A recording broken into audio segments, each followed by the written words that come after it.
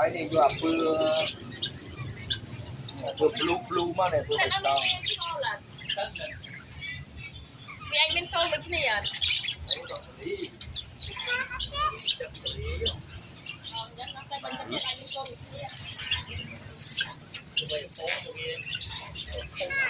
ừ